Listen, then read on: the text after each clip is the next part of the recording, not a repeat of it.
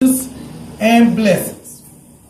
Prolong promises and blessings. Why do it take God so long sometimes to answer our prayer or get us out of situations? We want to use Israel as an example. Let me tell you what was going on. They were in slavery in Egypt for over 400 years. And God had delivered them by a strong, mighty arm and series of miracles and plagues. And Pharaoh finally decided, you know what? I'm tired of this God just burdening my people with these plagues and all these diseases. And Pharaoh decided he was going to let the people go. After being enslaved 400 years, Pharaoh let the people go. So they were out of Egypt on their way to the promised land. Now this is where the sad part comes in. They could have made it from Egypt to the promised land. Some biblical scholars say 10 to 11 days. So I'm going to just say 2 weeks. They could have went from slavery in Egypt 400 years to the promised land in 2 weeks. But you know how long it took them? 40 years. What in the world took place? The same thing can happen to us. God could have healed us years ago. Could have got our husband years ago. Could have had our child years ago. Could have got the degree years ago. But it's something wrong with the individual. God said I can get them to the promised land in 2 weeks. But we got to go through the land of the Philistines. And God knew what was in their heart.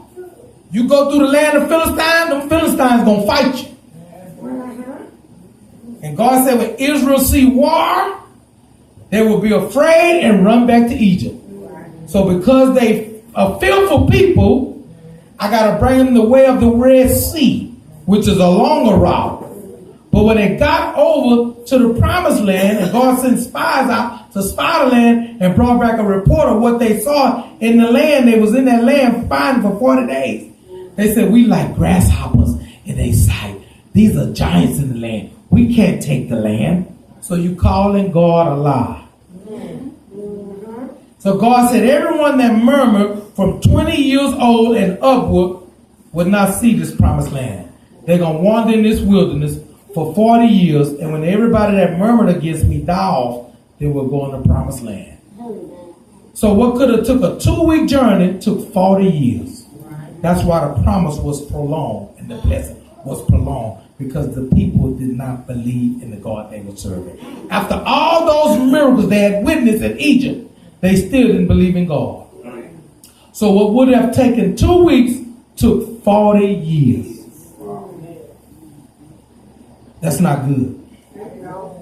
Let's look at Exodus chapter 13 if you have a Bible. If you don't, just write it down, or we can give you scriptures after church. Exodus chapter 13. And I just want to read a couple of verses.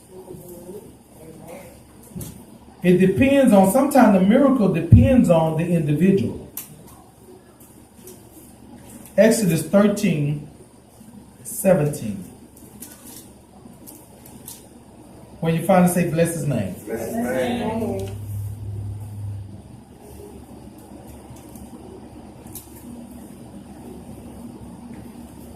And it reads, it says, and it came to pass, when Pharaoh had let the people go, that God led them not through the way of the land of the Philistines, although that was near. For God said, lest peradventure the people repent when they see war and return to Egypt. God said, I can't bring them by the way of the Philistines, because the Philistines going to fight them. And if Israel see that these people going to come out to fight them, they are fearful people. They'd rather go back to slavery than to take what God already gave them.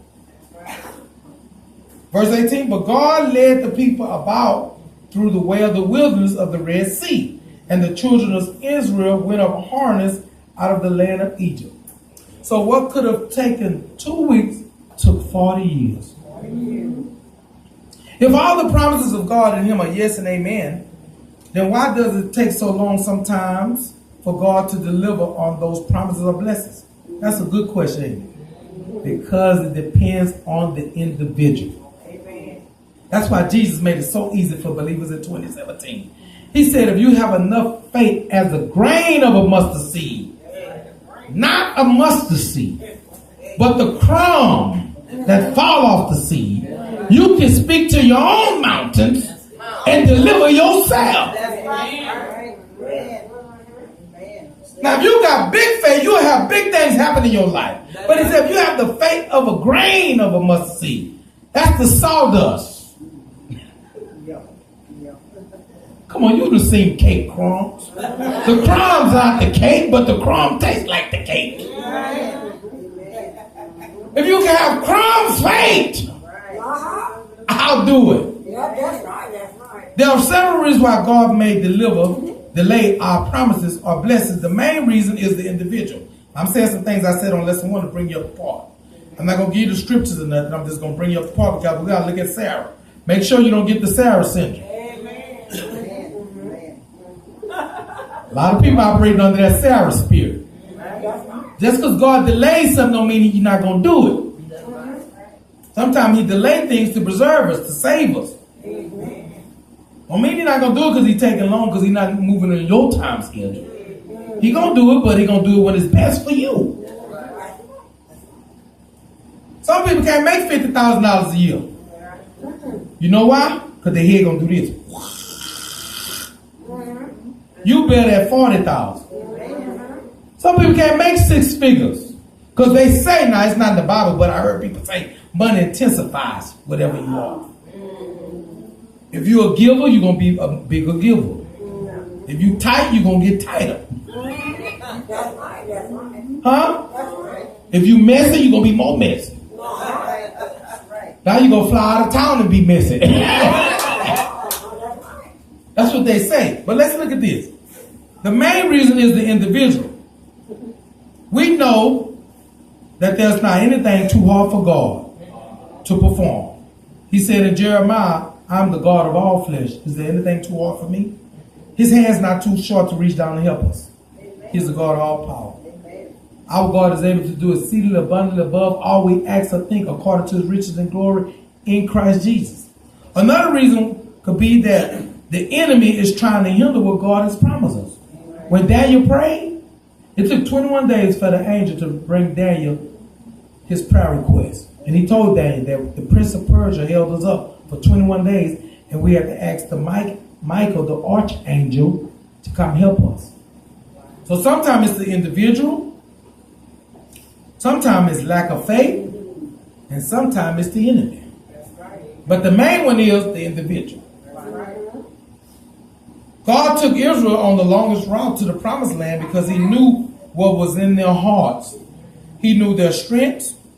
He knew their weaknesses. He knew their capabilities, and he knew their vulnerabilities. Just like he knows all about you.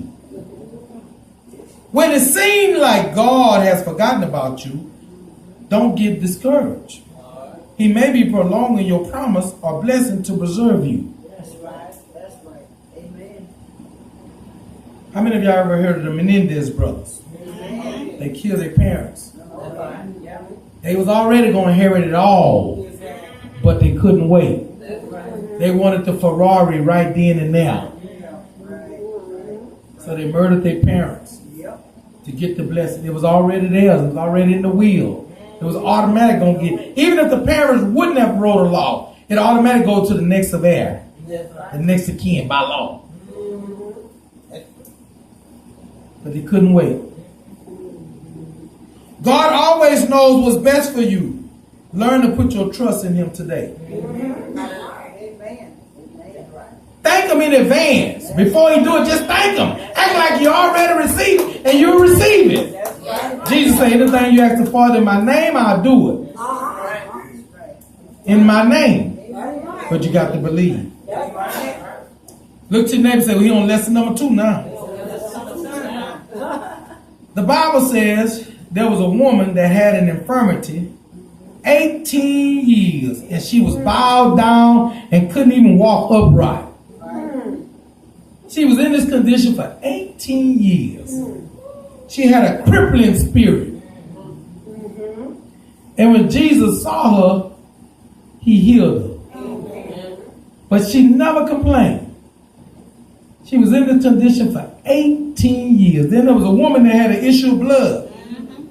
The Bible says she spent all she had going to the doctors. But she saw Jesus one day. And she said, I know if I could but touch the hem of his garment, I'll be made whole.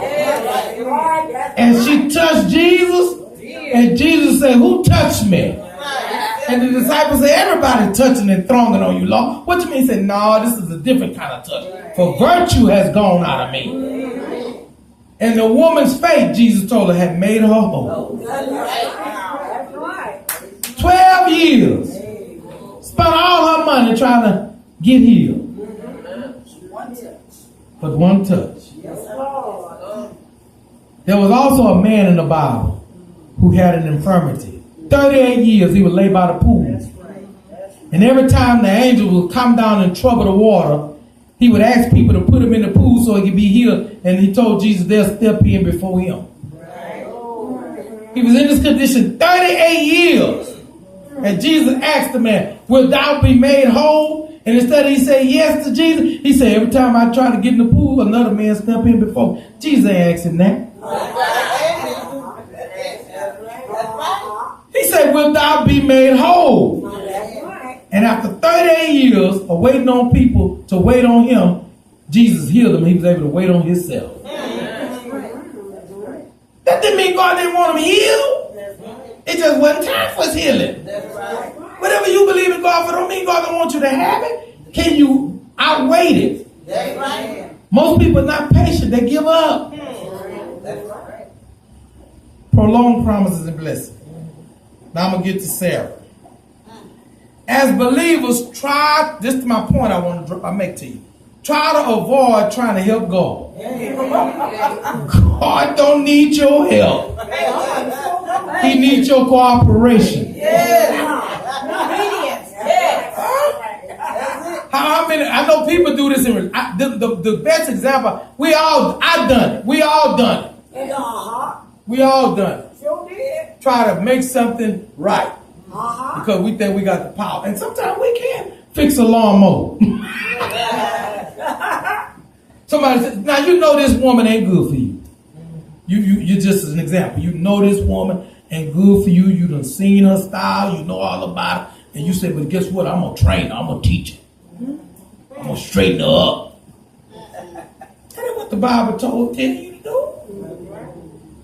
And you get with her. And y'all get together and y'all have a lifestyle. And next thing you know, you want a divorce. Because you tried to help God. Your heart, and sometimes God won't tell you not to be with certain people or go certain. Your conscience is God. And he'll tell you, get out of this situation. Or don't get involved. Don't trust that brother. He look like he, but we say, well, he ain't so bad if he just stopped, cussing so much. And you say you got what it takes because you know how to straighten a man out. But you find out later, not only did he have a cussing spirit, but he had a... Oh, y'all don't want me to help nobody. I'm not going to help nobody. But if you listen to Big Mama, who God was speaking through Big Mama, and say it wasn't no good, you wouldn't listen. If you say you're going to fix him because nobody make pancakes like you make pancakes. Huh? Don't try to help God. God needs your cooperation. God told Abraham, Abraham, he was 75 years old when he told him he was going to have a son. When Isaac was born, Abraham was 100 years old. 25 years had passed. So for 25 years, Abraham didn't know what to do. So his wife Sarah said, baby, I know what we can do since I'm old and I can't have no children. Why don't you take our young virgin 20-year-old maid and just have your way? And I'm sure Abraham said, no, I can't do that. She called herself going to help God since they didn't understand how God was going to do it. And Abraham even asked God. He said, God, what would you give me since I'm your favorite? Since we have a relationship. Will my servant that's in my house, Eliezer, one of my servants born in my house, be my heir? God said, be it not so, Abraham, but your heir going to come from your own loins. And God went away. So we don't like when God speaks and then disappear. We want him to keep talking. Keep showing us signs. Sometimes he gonna do that because I want you to develop some faith. 25 years passed by. 24 years later, God reappeared to Abraham and said, Abraham, just as I told you, about this time next year, you're going to have a son. And God disappeared again for 12 more months. See, we don't like when God talk and then don't say nothing else. Keep prophesying. That's what we want, prophecy. So in the midst of all that, Sarah said, well, just take our handmaid. Hagar, have a baby with her. Maybe God going to do it that way. And Abraham listened to his wife. And when the baby was born, that little old servant girl looked at Sarah like, Abraham, come play with your son? Sarah couldn't take it. She tried to help God. She didn't understand what God was doing. And so Abraham put the woman and the child out. Abraham didn't want to put his, his, whatever you want to call it, out the house. And Abraham went to God. And God said, Abraham, listen to your wife.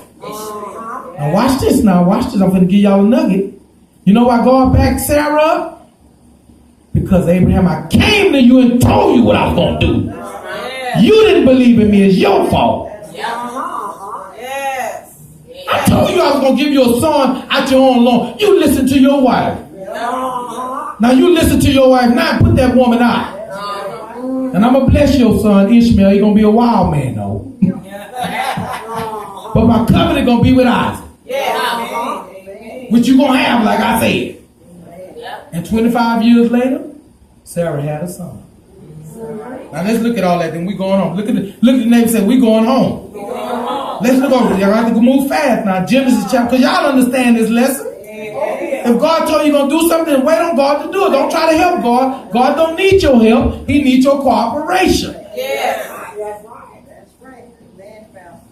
I remember one night my wife sitting right here, and she don't even know I was going to give this testimony. We were sitting up at the house one day, and I bought a car from a dealership, and they had cheated me out the car. I'm paying $19,000 for a car, and they need work on it. And the Spirit said, get on the computer and find you a car. And before I got on the computer, I said, I'm finna find me a black Altima. My wife said, what? I got on the computer, went to Robert's Nissan, I go to black Altima. I said, boom, I put in the application, sent the email, and waited. Nobody called them. Next day later, I called them people. I said, I did the application online, and I'm trying to see, and I have bad credit. That's right, because you sell me something, and it don't work, I don't care, but come get it. You ain't going to cheat me.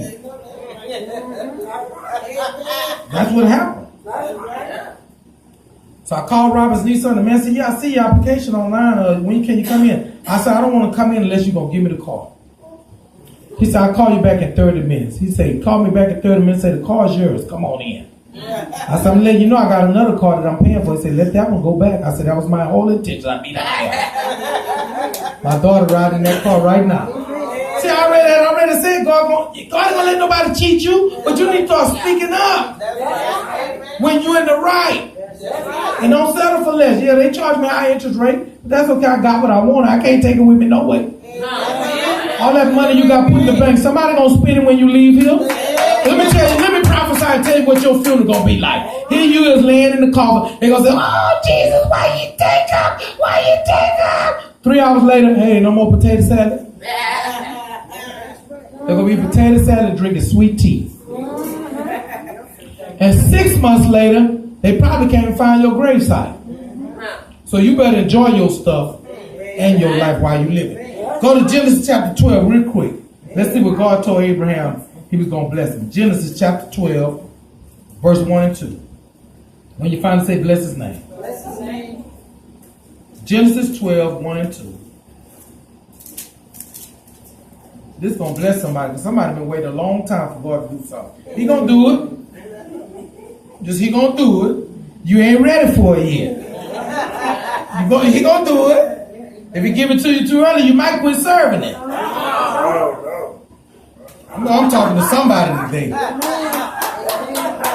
Genesis chapter 1 and 2. When you find it, chapter 12, verse 1 and 2, say amen. Amen. Look what it says. Now the Lord said unto Abram, get thee out of thy country, and from thy kindred, and from thy father's house, and go to the land I will show you. He said, I will make of thee a great nation, and I will bless thee, and make thy name great, and thou shalt be a blessing. If I'm going to make you a great nation, Abraham, and you ain't got no children, that means you're going to have some children. Right. Now, Abraham was 75 years old, Now let's go to Genesis chapter 15. You see the promise right there. Genesis chapter 15. Let's look at verse 1 through 7. Y'all just follow me. When you find it, say, bless his name. Look what it says. After these things, the word of the Lord came to Abraham in a vision, saying, fear not, Abraham, I am thy shield and thy exceeding great reward. And Abraham said, Lord, what would thou give me? Genesis 15, verse 2. Seeing I go childless. Abraham said, Lord, what you going to give me? Seeing that I go childless. The steward of my house is Eleazar of Damascus. He said, only male in my house is a steward, but that's not my son. And Abraham said, behold, to me thou hast given no seed, and lo, one born in my house is mine heir. And behold, the word of the Lord came unto him, saying, this shall not be thy heir, but he that shall come forth out of thy own what? Bowels shall be thy heir. And he brought him forth abroad, and said, look now toward heaven, and tell me the stars, if thou be able to number them. And he said unto him, so shall thy seed be. And he believed the Lord. He believed in the Lord, and it counted to him for righteousness. And he said unto him, I am the Lord that brought thee out of the land of Ur of the Chaldees to give thee this land to inherit. He said, your seed gonna come from your own bowels. So why you listening to Sarah? When I already told you I'm gonna give you your own son. Not from your mistress.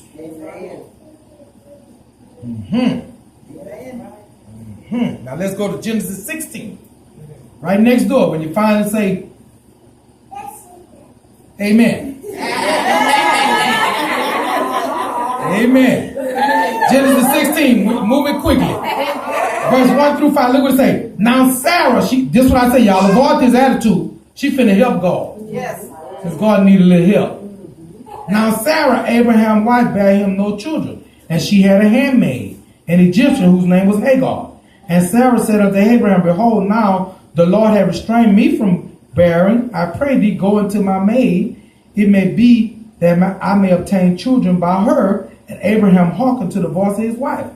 And Sarah, Abraham's wife, took Hagar, her handmaid, the Egyptian, after Abraham had dwelt 10 years in the land of Canaan, and gave her to her husband to be his wife.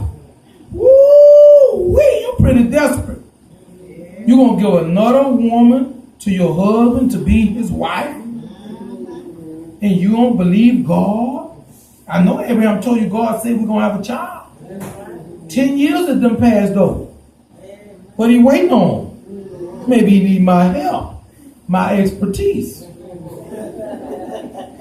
Verse 4. And he went into Hagar, and she conceived, and when she saw that she had conceived, her mistress was despised in her eyes. Them two women start getting along bad now. Yes. You see that verse 4? Oh, there was some friction in the house. Sarah ain't had no baby, and Hagar got to get up, fix Abraham and the baby breakfast, and give Sarah a little plate on the side. Abraham had to go out there in the yard, play football with his little boy, take them fishing and hunting. What them women talking about while they gone? Huh? It was friction. Look at verse 5. And Sarah said to Abraham, my wrong be upon thee. I've given my maid to thy bosom. And when she saw that she had conceived, I was despised in her eyes. The Lord judged between me and thee. She said, I did wrong, Abraham. I should have listened to you and the Lord. And now this woman don't like me no more. She done got my husband and got her son. And my wrong be upon me. And at least she admitted what she did wrong. Now let's go to Genesis chapter 17 quickly. I gotta let you see this because you want to avoid this mentality. Don't help God. God don't need your help. God needs your cooperation. When it seems like your blessing being prolonged and your promise being prolonged, you wait on God. Learn from Sarah. Genesis 17 verse 1. Look what it says. And when Abraham was 99 years old and 9, the Lord appeared to Abraham and said unto him, I am the Almighty God. Walk before me and be thou perfect. Verse 16, same chapter. And I will bless her and give thee a son also of her. Talking about his wife. And I will bless her, and she shall be a mother of all nations. She shall be of her. Then Abraham fell on his face and laughed and said in his heart, shall a child be born unto him that is 100 years old? And shall Sarah that is 90 years old bear? Look at verse 19. And God said, Sarah thy wife shall bear thee a son. Indeed, and thou shalt call his name what? Isaac. And I will establish my covenant with him for an everlasting covenant, and his seed after him. Now God came to them 24 years later and reassured the promise, but still had one more year to go. You see that? Now go to verse chapter 21. We're getting ready to close. 24 years later, God just watching them make a fool of themselves. 24 years later, he come to reassure the promise he made. Genesis 21, verse 1 through 3. When you find it, say, bless his name. Bless his name. Look what he says. And the Lord visited Sarah as he had said. The Lord did unto Sarah as he had spoken. For Sarah conceived and bare Abraham a son in his old age at the set time of which God had spoken to him. And Abraham called the name of his son that was born unto him, unto Sarah. And Abraham, verse 3, and Abraham called the name of his son that was born unto him, whom Sarah bare to him, Isaac. Look at verse 5. And Abraham was how old, y'all? 100 years old when his son Isaac was born to him. So God visited him and delivered him and gave him a son 25 years after he promised him a son. He was 75 years old when God made the promise. So what is it, I'm closing, in your life that you've been waiting on the Lord to deliver or bless you with? Don't give up. Don't give out. Don't take on the mentality of Sarah. Wait on the Lord, for he will surely visit with you. Give the Lord a hand clap of praise. Prolong promises and blessings. Somebody